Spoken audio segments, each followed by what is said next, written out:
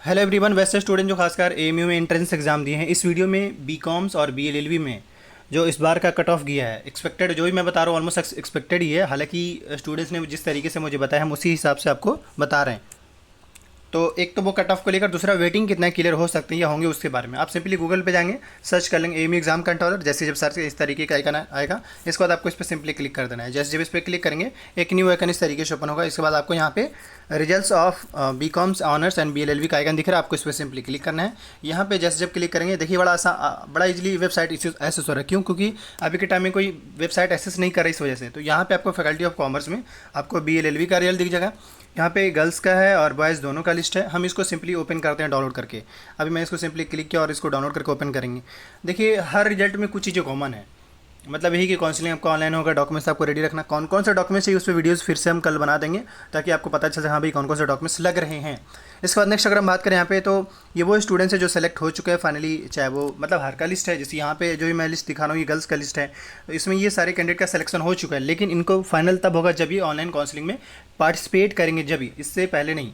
इसके बाद नेक्स्ट अगर हम बात करें, इसमें चांस मेमो लिस्ट में स्टूडेंट्स का नाम है और स्पेशल कैटेगरी लिस्ट में, ये चीज़ें मेरे ख्याल से क्लियर होगा। अब हम नेक्स्ट अगर हम बात करें इसमें बीएलएलबी का, बीएलएलबी में अगर हम बात करें तो आपको यहाँ पे फैकल्टी ऑफ लॉ में जाकर चेक करना होगा। और यहाँ पे भी 3 तरीके का लिस्ट है, selected list, chance memo list और स्पेशल कैटेगरी लिस्ट। देखिए स्पेशल कैटेगरी लिस्ट में मुझे लगता है कोई ज़्यादा कन्फ्यूजन नहीं होना चाहिए।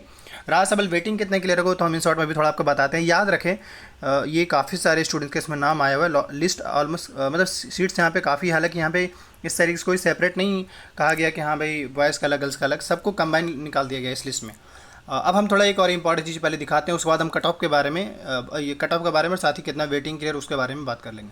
अब उससे पहले कि हम कट ऑफ बताएं, आपको थोड़ा इन शॉर्ट में ये बता दें कितना वेटिंग क्लियर होगा। देखिए यहाँ पे टोटल जो सीट्स है वो है 180 जो है मेल का है और 100 जो है फीमेल का है। तो सीट के हिसाब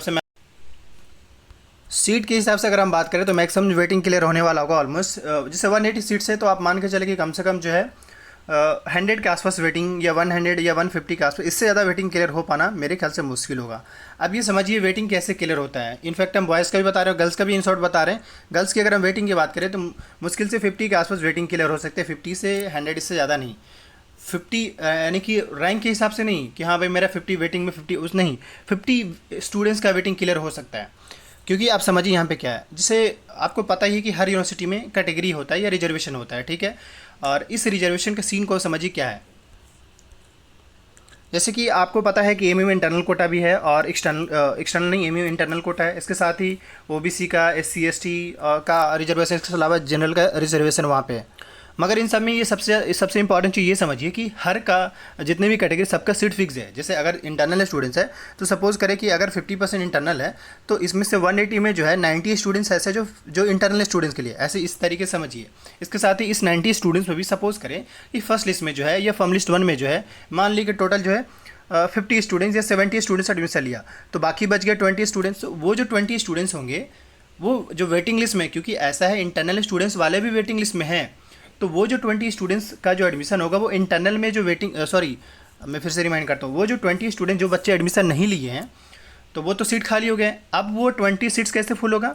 जिन स्टूडेंट का चांस में वेटिंग लिस्ट है उसमें से वेटिंग क्लियर किया जाएगा। लेकिन कौन सा स्टूडेंट्स होगा? वही स्टूडेंट्स होंगे जिनका चांस मेमो में भी एमयू का इंटरनल स्टूडेंट्स वेटिंग में रहेगा, उनको ही मौका मिलेगा। इससे ये पता चलता है कि 20 स्टूडेंट जो वेटिंग क्लियर होगा, जिनका नाम चांस मेमो, उनको ही मौका मिलेगा। अब इस तरीके से 90 सीट्स के बाद बाकी 90 सीट्स में ऐसा हो सकता है कि ओबीसी स्टूडेंट्स हो, एससी एसटी हो, जनरल स्टूडेंट्स हो। तो उसमें भी अब मान ली जनरल का जो सीट्स है, मान ली कि 50 स्टूडेंट्स है, जनरल का सीट जो मान ली 50 है, तो इस 50 में से मान ली पहला लिस्ट में जो है 40 स्टूडेंट्स एडमिशन लिए, तो ये जो 10 सीट जो फुल होंगे वो चांस में जो जनरल कैटेगरी के स्टूडेंट्स हो उनको मौका मिलेगा 10 सीट्स के लिए। तो इस बात को समझिए। कुछ लोग इसमें ये कहते हैं सर कि एक स्टूडेंट था जिसका 500 वेटिंग क्लियर हो गया, या वेटिंग नंबर 500 क्लियर क्यों हो गया?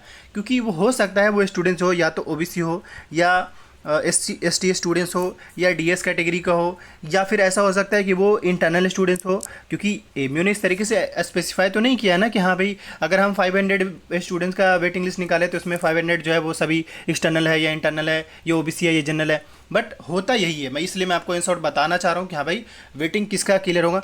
मतलब कि जनरल का वेटिंग ज़्यादा नहीं क्लियर हो पाता है, एससी एसटी का होता है, ओबीसी का होता है, इसके अलावा इंटरनल का भी होता है, लेकिन बहुत ज़्यादा नहीं होता है।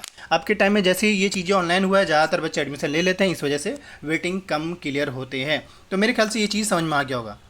जिस तरीके से बीकॉम वाले स्टूडेंट्स को बताया, same as it is BLLB के लिए भी अप्लाई होता है। यहाँ पे भी आप देख सकते हैं, अलीगढ़ में अगर हम बात करें टोटल 120 सीट्स है, वही मैलापुरम में ही बात करें तो 60 सीट्स है, और मुर्शिदाबाद में जो है 60 सीट्स है। यहाँ पे इस तरीके से स्पेसिफाई नहीं किया है कि हाँ भाई गर्ल्स का कितने सीट्स है, बॉयज़ का कितने सीट्स है, बस सिंपली इन्होंने यहाँ पे एक लिस्ट दिखा दिया है। अब इस बात को समझिए कैसे वेटिंग क्लियर होगा। ये तो ऑलमोस्ट समझते हैं कि हाँ भाई एमयू में इंटरनल कोटा है, रिजर्वेशन है, बात बाकी एमयू में नहीं सभी जगह पे है, लेकिन आपको इस बात को समझना होगा कि अगर 120 सीट्स है तो इसमें 60 सीट्स ऐसे होंगे जो इंटरनल के होंगे। और इसके नेक्स्ट अगर हम बात करें तो अगर इंटरनल का है तो इस 60 सीट्स में अगर क्योंकि जैसे ही तो मार्क्स के हिसाब से ये डिपेंड करता है, लेकिन अगर 60 सीट इंटरनल का है और सपोज करें फॉर्म लिस्ट 1 में ऑलमोस्ट 30 से 40 स्टूडेंट्स एडमिशन लिए हैं, तो बाकी जो सीट्स जो होंगे वो इंटरनल के ही होंगे, लेकिन जिनका वेटिंग लिस्ट में है उनको मौका मिलेगा। तो इस हिसाब से अगर देखा जाए तो इंटरनल का जो वेटिंग क्लियर होने वाला होगा, एटलीस्ट हम उम्मीद करते हैं 50 के आसपास में हो, बाकी कम भी हो सकता है या ज़्यादा भी हो सकता है। वही जो एक्सटर्नल स्टूडेंट्स है उसमें भी हम अगर बात करें तो 50 ऑलमोस्ट, इससे 50 से 100 इससे ज़्यादा वेटिंग क्लियर हो पाना मुश्किल होगा। याद रखें, जिसमें सीट्स जितना ज़्यादा होता है उसी में उतना वेटिंग ज़्यादा क्लियर होने के चांस होते हैं, जिसमें सीट्स कम होते हैं उसमें उतना ही कम वेटिंग क्लियर होने के चांस होते हैं। तो अभी हम बीकॉम के बारे में बता दिए और बीएलएलबी के बारे में इन शॉर्ट में बता ही दिए। अब जैसे मान ली कि मैलापुरम में या मुर्शिदाबाद में टोटल 120 सीट्स है, तो इसमें भी रिजर्वेशन का सीन होगा। क्यों होगा? क्योंकि भाई वहाँ पे ऑलरेडी रिजर्वेशन, और बात बाकी ऐसा नहीं कि सिर्फ एमयू में रिजर्वेशन है, हर जगह पे रिजर्वेशन का सीन है। तो बस मैं आपको इन शॉर्ट बता दिया। रहा सवाल कट ऑफ कितना गया है, तो बीकॉम का मैं इन शॉर्ट बताना चाहूँगा। बीकॉम का हमारे सबसे कुछ स्टूडेंट्स का जो कमेंट है उस सबसे मैं बताना चाह रहा हूँ। बीकॉम का जो कट ऑफ गया 50 से लेकर के 60 के आसपास में गए हैं बीकॉम ऑनर्स में कट ऑफ की बात। वही अगर बीएलएलबी की बात करें तो इसमें जो कट ऑफ काफ़ी इस बार हाई चले गए हैं, जिनका मार्क्स 50 था, इंटरनल कैंडिडेट का वेटिंग 250 के आसपास चला गया है। इससे पता चलता है कि इंटरनल का जो कट ऑफ है वो ऑलमोस्ट 60 के आसपास रहा है, और एक्सटर्नल के कट ऑफ की बात करें ओवरऑल तो 70 के आसपास कट ऑफ गया है इस बार का ओवरऑल। ये बाकी ये फाइनली तब पता चल पाएगा जब स्टूडेंट्स फिर से वो कमेंट कर सकेंगे। हालांकि जिन स्टूडेंट्स का कमेंट आया उसी हिसाब से मैं बताना चाह रहा हूँ कि एक्सटर्नल का ऑलमोस्ट कट ऑफ जो है 70 के आसपास रहा है, और इंटरनल का जो है 60 के आसपास रहा है। बाकी अगर हम SC ST OBC कैंडिडेट की बात करें तो मुश्किल से 2-3 मार्क्स का ही डिफरेंसेस ज़्यादा है, तो आप उस हिसाब से एज्यूम कर सकते हैं। रहा सवाल वेटिंग कितना क्लियर होगा, तो हमारे हिसाब से ओवरऑल मैक्सिमम जो है 100 BLLB में हो सकता है, बाकी कम ही होगा, ज़्यादा नहीं हो पाएगा, क्योंकि अब पहले जैसी बात नहीं रहा, चाहे बीकॉम के स्टूडेंट्स हो या BLLB के स्टूडेंट्स हो। बाकी ऑनलाइन काउंसलिंग को लेकर किस तरीके से करना है, क्या क्या डॉक्यूमेंट चाहिए होगा, उस पर वीडियोज़ आ जाएंगे, आप अपडेटेड रहिए। चैनल को सब्सक्राइब करके रखिए।